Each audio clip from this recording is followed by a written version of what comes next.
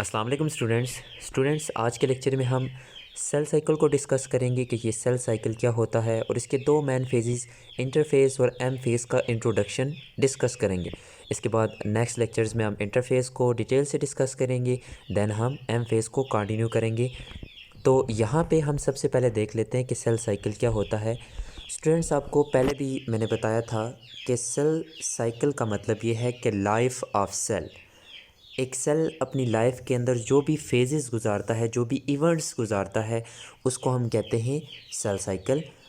All events of cell's life, उसको हम क्या कहते हैं? Cell cycle. Cell cycle simply define as events of cell's life. Cell की जो लाइफ के सारे इवेंट्स होते हैं उन्हें हम सेल साइकिल कहते हैं। और मैंने आपको ये भी बताया था कि मोस्ट ऑफ जो सेल्स होते हैं वो कॉन्टीन्यूसली डिवाइड कर रहे होते हैं। हम अपनी एग्जांपल लें तो हमारे अंदर बहुत सारे सेल्स हैं जो कॉन्टीन्यूसली डिवाइड कर रहे होते हैं, यानी उनकी लाइफ का जो मेन इवेंट होता है, उनके सेल साइकिल का जो मेन इवेंट होता है वो सेल डिवीजन होता है। तो यहाँ पे एक बात, तो इसी वजह से मोस्ट ऑफ बुक्स के अंदर सेल साइकिल को सेल डिवीजन भी लिखा जाता है, क्योंकि मोस्ट ऑफ सेल्स की लाइफ का जो मेन इवेंट होता है वो सेल डिवीजन ही होता है, यानी वो अपनी लाइफ में डिवाइड ही करते हैं। तो यहाँ पे हम पहले सेल साइकिल की डेफिनेशन डिस्कस करते हैं, उसके बाद हम इसके फेजेस को डिस्कस करते हैं। तो सबसे पहले हम देखते हैं कि सेल साइकिल को हम किस तरह से डिफ़ाइन करते हैं। A cell cycle is a series of events, यानी सेल साइकिल क्या है? बहुत सारे इवेंट्स की सीरीज़ है। From the time a cell is produced, यानी एक सेल प्रोड्यूस होता है, इसके बाद until it has produced daughter cell, यानी ये एक सेल है, ये अपनी लाइफ के बहुत सारे इवेंट्स, सीरीज ऑफ इवेंट्स इसके अंदर होंगे तब तक जब तक ये डिवाइड करके दो नए डॉटर सेल बना देता है। यहाँ तक ये सारा इसका क्या है? Cell cycle. इस सेल का सेल साइकिल है। The cell cycle is a series of events from the time a cell is produce, कोई सेल एक प्रोड्यूस होता है वहाँ से लेके until it has produce daughter cell, जब तक इसके डॉटर सेल बनते हैं वहाँ तक जो इसका ओवरऑल जो इसने इवेंट्स गुजारे होते हैं, वहाँ तक ये जो इवेंट गुजारेगा, वहाँ तक जिन फेजेस से ये पास होगा, वो सारे फेजेस इस सेल के क्या हैं? इस सेल के लाइफ का पार्ट हैं, यानी इसका साइकिल है सेल साइकिल।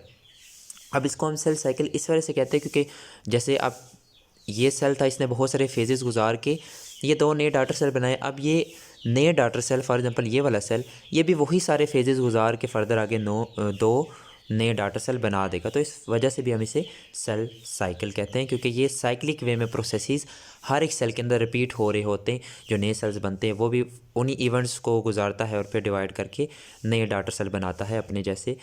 तो next, the duration of cell cycle depends upon the type of cell, यानी जो सेल साइकिल का सेल साइकिल का ड्यूरेशन है वो डिपेंड करता है टाइप ऑफ सेल के ऊपर। जैसे हम अपनी एग्जांपल लें तो हमारे स्किन सेल्स जो होते हैं मोस्टली वो 24 आवर्स के बाद डिवाइड करते हैं। 24 आवर्स के बाद हमारी बॉडी के मोस्ट ऑफ सेल्स वो 24 आवर्स में डिवाइड करते हैं।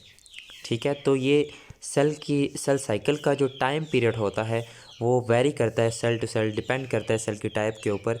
इसके बाद नेक्स्ट हम सेल साइकिल को एक और तरीके से भी डिफ़ाइन करते हैं, series of phases and steps, यानी बहुत सारे फेजेस और स्टेप्स की series that a cell goes through, जिनसे सेल गुजरता है टू रेप्लिकेट इट सेल, अपने आप को रेप्लिकेट करने के लिए, अपनी कॉपी बनाने के लिए। तो ये एक सेल है, ये बहुत सारी सीरीज़ ऑफ इवेंट से गुजरेगा, बहुत सारे फेजेस से गुजरेगा, ठीक है, और फिर ये दो नए डॉटर सेल बनाएगा। इन सारे फेजेस को, इन सारे इवेंट्स को हम क्या रिप्रेजेंट करते हैं? किस टर्म से रिप्रेजेंट करते हैं? सेल साइकिल से। तो what is basically cell cycle? Series of phases, series of steps that a cell goes through to replicate itself, उसे हम कहते हैं सेल साइकिल। अब जितने भी सेल्स हैं उनके जो लाइफ है, यानी उनका जो साइकिल है सेल साइकिल, उसे दो मेन फेजेस में हम डिवाइड करते हैं। एक को हम कहते हैं इंटरफेस, दूसरा होता है एम फेज। चूँकि हमें पता है most of cells continuously divide कर रहे होते हैं, तो ये बात आपने ज़हन में रखनी है। कुछ सेल्स डिवाइड नहीं भी करते, तो वो सेल्स जो डिवाइड नहीं करते वो अपने लाइफ के अंदर, यानी अपने सेल साइकिल में, वो अपने सेल साइकिल के दौरान एक रेस्टिंग स्टेज में चले जाते हैं। उस रेस्टिंग स्टेज को हम आगे जाकर डिस्कस करेंगे, जिसको हम G0 फेज़ कहते हैं। मोस्ट ऑफ सेल्स अपने लाइफ साइकिल के अंदर, यानी सेल साइकिल के दौरान G0 फेज़ के अंदर चले जाते हैं, यानी वो डिवाइड नहीं करते। तो कुछ सेल्स, बहुत सारे सेल्स ऐसे होते हैं जो कंटिन्यूसली डिवाइड भी कर रहे होते हैं, उसको भी हम डिस्कस करते हैं अभी। तो सेल साइकिल के बेसिकली दो मेन फेजेस होते हैं, इंटरफेज और एम फेज़। अभी हम आगे जाकर डिस्कस करेंगे भी कि बेसिकली सेल किस फेज़ के बाद जी नॉट फेज़ में जाते हैं, जिन्होंने रेप्लिकेट नहीं करना होता। तो सेल साइकिल को हम दो मेन फेजेस में डिस्क्राइब करते हैं, इंटरफेज़ और एम फेज़ में। बेसिकली जो इंटरफेज़ होता है ना, इंटरफेज़ फर्स्ट फेज़ होता है। इंटरफेज़ पहला फेज़ होता है जिसमें सेल अपने आप को प्रिपेयर करता है किसके लिए, डिवीजन फेज़ के लिए। In interphase cell prepares itself for division phase, that division phase is also known as M phase. In interphase, cell prepares itself for M phase.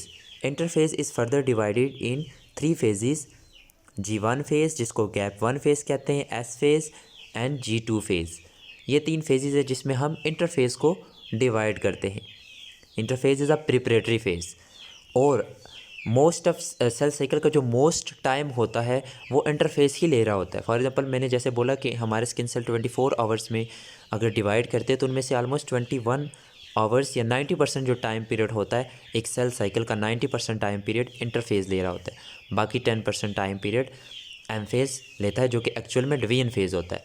इसके बाद अगर हम एम फेज़ को डिस्कस करें तो वो एक्चुअल में डिवीजन फेज़ होता है, जिसमें एक सेल डिवाइड करता है, उसका साइटोप्लाज्म डिवाइड करता है इस तरह से, और इससे दो नए डाटर सेल बन जाते हैं। इसको हम कहते हैं एम फेज़ और माइटोटिक फेज़।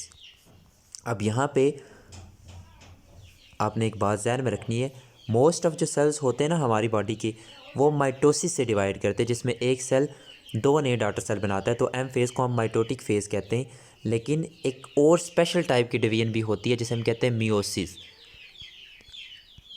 ये मियोसिस स्पेशल टाइप की डिवीजन होती है जो हमारे जर्म लाइन सेल्स के अंदर होती है, जिसके नतीजे में गैमेट्स बनते हैं। ठीक है, तो एम फेज़ जो होता है उसको हम माइटोसिस ही कहते हैं, ठीक है, या माइटोटिक डिवीजन। लेकिन एक स्पेशल टाइप का एम फेज़ होता है हमारे जर्म लाइन सेल्स के अंदर, उसे हम कहते हैं मियोसिस। ठीक है, चूँकि मोस्ट ऑफ सेल्स के अंदर माइटोसिस होती है, इस वजह से हम जो डिवीजन फेज़ होता है उसे माइटोटिक फेज़ कहते हैं या एम फेज़ कहते हैं, जिसमें एक सेल से दो नए डाटर सेल बनते हैं। तो मियोसिस भी एक एम फेज़ है। ठीक है, it is a special type of M phase जो किन के अंदर होता है, हमारे जर्म लाइन सेल्स के अंदर होता है, जिसमें एक सेल से चार नए डाटर सेल्स बनते हैं। तो ये सारे हम एम फेज़ को जब हम डिटेल से डिस्कस करेंगे उसके अंदर डिस्कस करेंगे।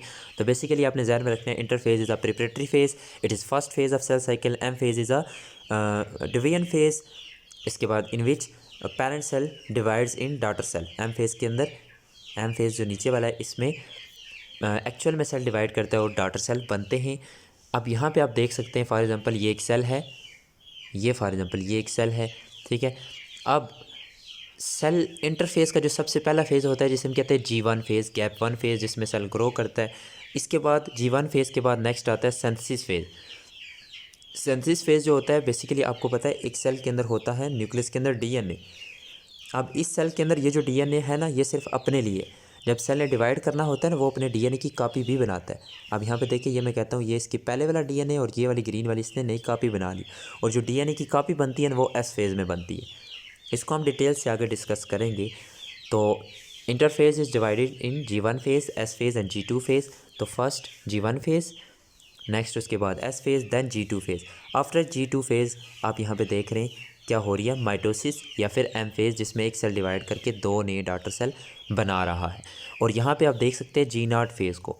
मोस्ट ऑफ जो सेल्स होते हैं ना, बहुत सारे सेल्स जो जिन्होंने डिवाइड नहीं करना होता, ठीक है, वो क्या करते हैं, वो G1 फेज़ के बाद एक रेस्टिंग स्टेज में चले जाते हैं जिसे हम कहते हैं G0 फेज़। इसके बाद कुछ सेल्स आगे एम फेज़ से भी G0 फेज़ में जाते हैं, लेकिन मोस्ट ऑफ जो सेल्स जिन्होंने डिवाइड नहीं करना होता वो G1 फेज़ से किस में जाते हैं, G0 फेज़ में, जो कि रेस्टिंग स्टेज होती है। मतलब ये फिर further S phase, G0 phase और एम फेज़ से नहीं गुजरते। जैसे कि आपको अगर एग्जांपल बताओ तो हमारे नर्व सेल्स जिन्हें हम न्यूरॉन्स कहते हैं, ठीक है, रेड ब्लड सेल्स, तो ये G0 स्टेज में होते, मतलब ये डिवाइड नहीं करते। तो ये सेल साइकिल का छोटा सा इंट्रोडक्शन था। जनरल वे में हमने डिस्कस किया सेल साइकिल के दो मेन फेजेस को। नेक्स्ट हम इंटरफेस को डिटेल से डिस्कस करेंगे। तो अगर आपका कोई क्वेश्चन है तो नीचे कमेंट सेक्शन में आप पूछ सकते हैं।